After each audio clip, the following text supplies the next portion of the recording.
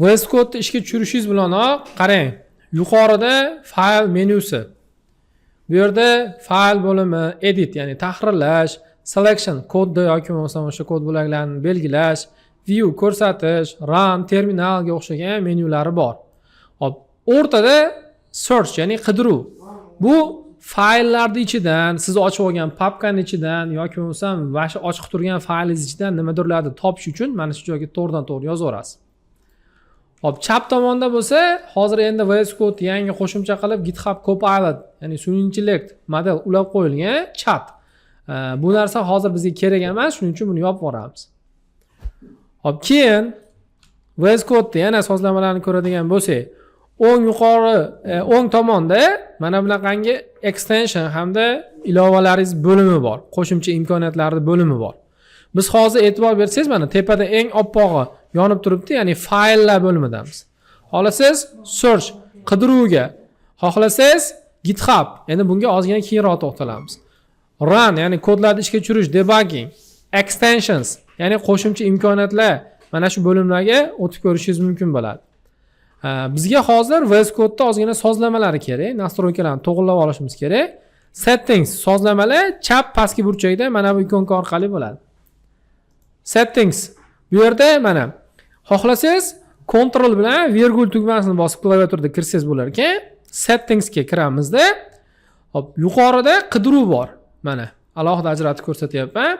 Mana shu qidiruvga birinchi yozadigan narsamiz bu autosave yoki auto deb yozsangiz, birinchilardan bo'lib chiqadi. Mana files bo'limida autosave. Autosave off turgan bo'ladi. Endi birinchi marta ishga tushiryapti turgan bo'lsangiz, mana shu narsani after delay yoki on focus change shunga o'zgartirib qo'yish kerak.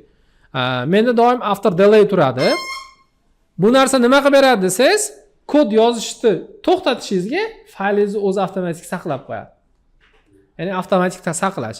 Bo'lmasa buni o'rniga Ctrl S ni har safar bosishingizga to'g'ri keladi-da. Hop, ikkinchi nastroyka. Bu so'zlarni keyingi qatorga o'tkazib yuborish. Qidiruvga mana word deb yozyapman. Word wrap deb chiqib kelyapti. Mana shu narsa ham off turgan bo'ladi, default doimiy ravishda. Shuni yoqib qo'yamiz. Bu narsa uzun qatorli yoki uzun gapli matnlar tashlaganingizda uzun bo'lib yonboshga o'tib ketib qolib, scroll bilan kiyimda yonboshga surib ko'rib olmaysizda, o'zi hammasi keyingi qatorga o'tib ketaveradi. Shu ikkita nastroykani yoqib qo'yish kerak bo'ladi. Xo'p, bo'ladi. Autosave bilan buni yoqib qo'yganingizdan keyin endi keyingi galda ko'rib chiqadigan narsamiz bu extensionlar. Ya'ni chap tomonda mana extensionlar ikonkasi turibdi. Ctrl Shift X I qilsa ham bo'ladi, adashmasam. Extensionlarga o'tasizda, tepada mana bu joyda qidiruvda HTML, CSS deb yozasiz. HTML, CSS deb yozishingizga mana bunaqangi HTML, CSS support degan extension bor. Shu extensionda install, ya'ni o'rnatib olasiz. Bu narsa nima qilib beradi desangiz, HTML, CSS kodlar yozib turganingizda avtomatik sizni kodlaringizni chiroyli qilib, podskaskalar bilan, masalan, A desangiz, srazi A bilan boshlanadigan xususiyatlar chiqarib berib, ular sizga kod yozishingizga yordamlashadi. Shu narsani o'rnatib olish kerak bo'ladi, yordam uchun albatta. Xo'p, buni install qilib oldingiz. Xo'p. Keyin siz bilan keling, ozgina VS Code'dagi qisqa klavushlarni ham ko'rib chiqaylik. Eng birinchi va eng ko'p kerak bo'ladigan qisqa klavushlardan bu Ctrl B. Hozir keling, biz buni hamma qisqa klavushlarni bitta shortcuts .txt degan faylga yozib ketamiz. Demak, birinchisi Ctrl plus B. Ctrl B nima qiladi? Bu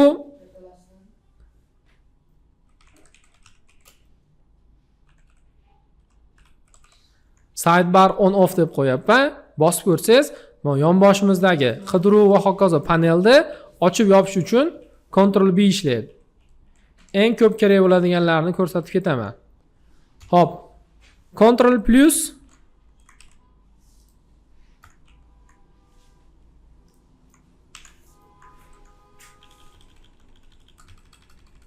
virgul.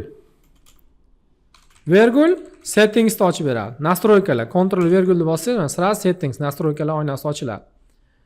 Hop, yana. Hop, control bilan slash. Bu kommentariyaga olish. Kod yozib turganingizda, kodingiz o'sha qatordagi kod ishlashini xohlamasangiz, Ctrl bilan slash bosib turib, kommentariyaga olib qo'ysangiz bo'ladi. Brauzer yoki bo'lmasam editor o'sha qatorda o'qimasdan o'tib ketadi, tashlab o'tib ketadi. Kommentariyalar. Yana Ctrl slash bossangiz, kommentariyadan olib chiqib qo'yadi. Hop, qarang. Ctrl C, Ctrl V, Ctrl O, Ctrl F, Ctrl H bo'ladi, bilasizlar. Fayl ochish, saqlash, bilasiz. Masalan, Ctrl F qidiruvni ishga tushirib beradi. Ctrl H zaminit, almashtirishni ishga tushirib beradi. Hop, sal qiziqroqlari bor. Masalan, Alt bilan plus tepaga strelka, arrow up deyapman.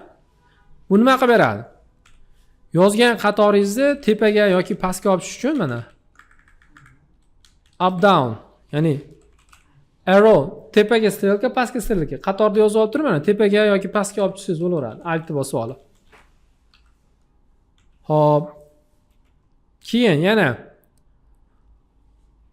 matnlarni belgilashda shift bilan, control bilan belgilashni bilasizlar-a? Ishqonchani mana Ctrl Shift qo'ysangiz bittadan so'z belgilasa bo'ladi.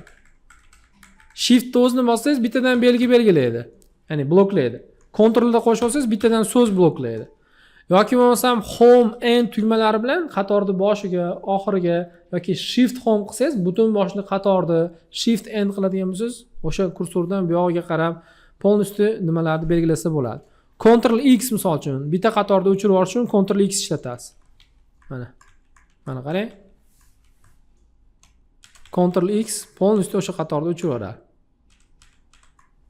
O'zi qirqib oladi aslida. Ctrl X ham bor. Keyin yana mayli, ularni yozib qo'yaman. Ctrl H. Bu mayli qangi topib almashtirishga kirib ketadi. Anaqa beradi, ishga tushirib beradi. Ctrl F bo'lsa nima qilib beradi? Qidiruv. Ctrl X bu cut, qirqish. Ctrl F replace. Ctrl F bu find, qidiruv. Hop. Yana qanaqangi qilsa klavishlar? Kodni ikkita, uchta oynaga bo'lishlar. Ctrl, keyin mana bunaqangi tayoqchamiz bor, bilasiz? Enter tepasida. Bu split qilib beradi, split window. Ya'ni mana bunaqangi qilib ikkita, uchta oynaga bo'lib olsangiz bo'ladi kodingizni. Tushundingizmi? Buni mana bu yerdan qilsa ham bo'ladi, lekin eng qiziq. Yo'q, klaviaturada osonda. Hop, bundan tashqari Ctrl bilan bajarish mumkin bo'lgan Ctrl Tab bor. Bu nima qilib beradi? Programma, ya'ni masalan hozir 2-3 ta oynangiz bo'lsa, shu oynalaringiz orasida sakrasangiz bo'ladi. 2-3 ta fayl, hujjatni ochib olgansiz, shular orasida tiq sakrasangiz bo'ladi. Ctrl Tab. Bu change window. Shunaqa. Xullas, umumiy qisqa tugmalar nima bo'yicha, VS Code bo'yicha shular. Yana esimga tushib qolsa, xullas yana o'rgatib ketaman.